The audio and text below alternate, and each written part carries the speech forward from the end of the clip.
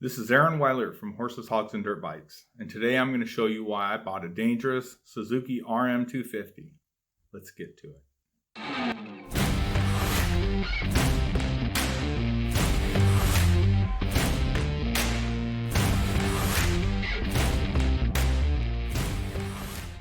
Aaron Weiler here from Horses, Hogs, and Dirt Bikes. If you haven't already, please like and subscribe and comment below. If you'd like to go straight to the garage and see what I found, I've placed timestamps below along with some helpful links. This bike wasn't supposed to be a project, but we don't always get what we want, right? This is a little story behind it. I won't take up too much of your time. I want to make sure to get right to the bike so you can see what's going on. I was under the impression that it had a brand new engine in it. Said there was about 5 or 6 hours on it. So when I went to look at it, I saw a couple of things wrong with it. The rear linkage was sloppy, so it needed bearings, but I didn't think too much of it. It's not that expensive or hard to do.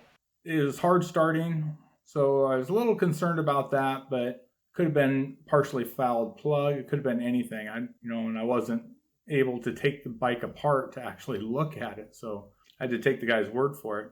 It had a lot of power. It was real snappy. It didn't bog, so I went ahead and bought it. Brought it back home. I was all excited about it. Saturday, we were going to go riding with some other guys from work. So when I got up Friday morning, I hurt my back. So I thought, well, since I'm out of work, I might as well go down there and replace those linkage bearings. As I was taking it apart, I started seeing more and more things wrong with it. Missing cotter pins, nuts that weren't torqued, missing screws and fasteners. There was a lot of problems. The rear axle bolt wasn't even torqued. It was missing a cotter pin. It had a big old giant spacer on it, about 1/2 inch to 3/4 of an inch.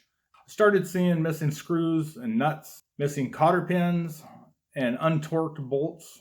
And so I started getting pretty concerned, and I hadn't even had the swing arm off yet. So I started looking at it closer, started finding a lot more things wrong with it.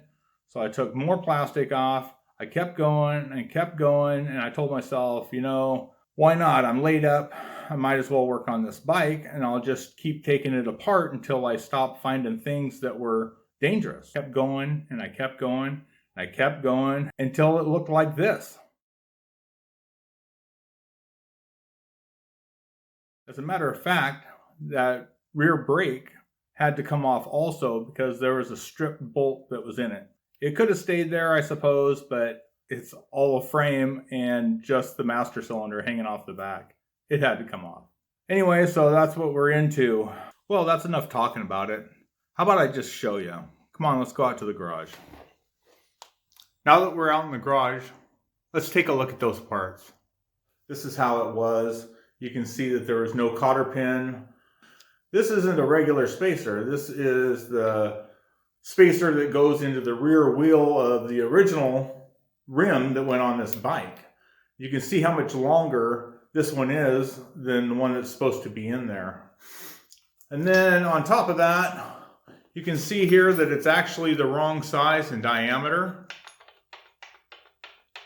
Flopping around. On this side was the same way. You can see here. So these are the bearings on the swing arm. You can see how they're completely dry, rusted. The other side, some of them were broken and missing. The bolt that was in there holding the linkage was rusted in place and frozen. So I had to come in from an angle this way. You can see there, that's how my drift punch was in order to knock it out. And I just had to keep going from side to side. Every time I'd go one direction, I'd put a little liquid wrench on it and drive it back the other way and back and forth. And it took a long time for it to finally get free and come out. This is how I found the rear shock with the lock bolt here, clear up about this high. It was clearly a 1/2 inch or more. This is a brand new axle that I bought. And here are some used chain adjuster blocks that I bought. This is the correct size and length to go on this bike.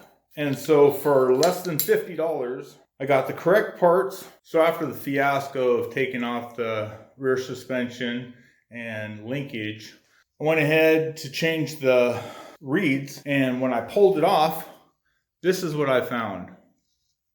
You can see there the person that put it on gooped on a whole bunch of Form-A-Gasket and just stuck it on there. See here that the gasket wasn't even completely removed.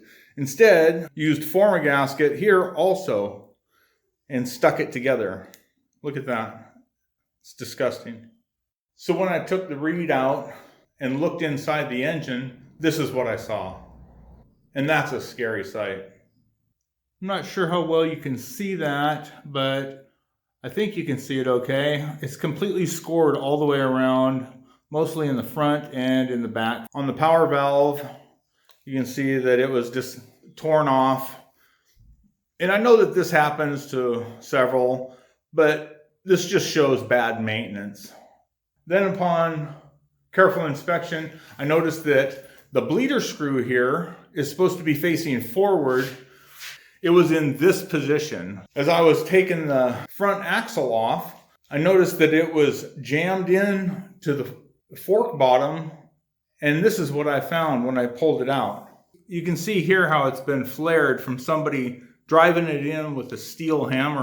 I also noticed that the forks were angled towards each other like this before I took the wheel off.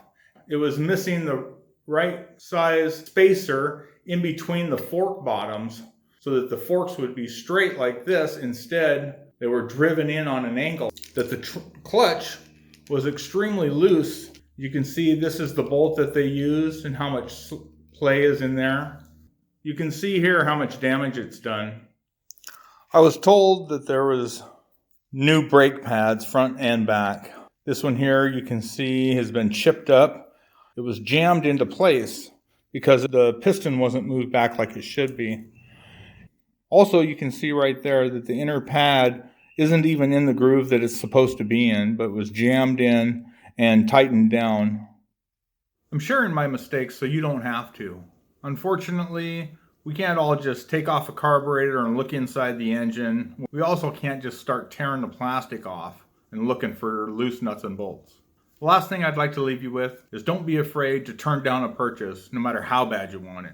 Well, I've sure learned a lot from this experience. I'm definitely not gonna make the same mistake twice. I hope I've helped by sharing this experience with you, and I'd love to hear some feedback in the comments below. Thanks again for watching. Keep the rubber side down.